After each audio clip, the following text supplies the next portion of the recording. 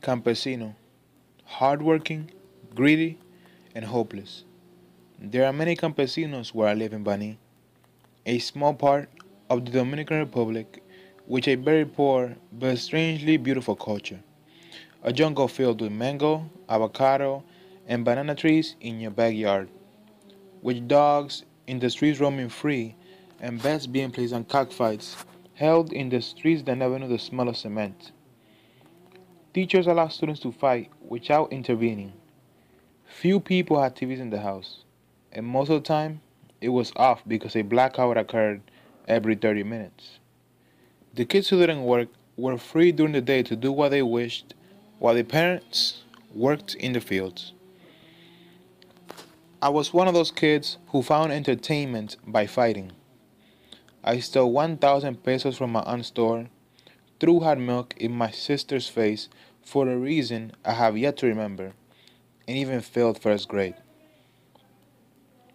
My father, a campesino, worked 5 days a week farming sugarcane, plantains, and avocados, 12 hours straight in the hot sun.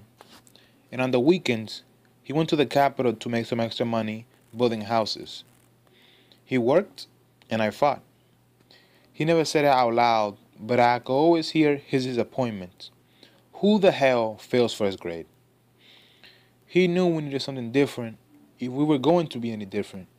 We needed hope, something the campesinos knew little of. So, my mother went to the United States to visit her sister using a visitor's pass and came back a few months later to tell us we had received our visa cards. We were all surprised. We didn't know what type of deal she had made with the mob, as it was rare for anybody in our community to receive their visas. Most were 80 years old and had never even seen one. The day to leave arrived.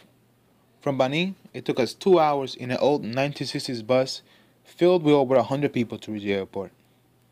Once we arrived, we had to go up some electric stairs. My siblings and I were so scared. We had never seen anything like that. It took us 10 minutes to go up. All I could think about was all the family and friends that I had left behind, and even worse, all the new friends that I had to make.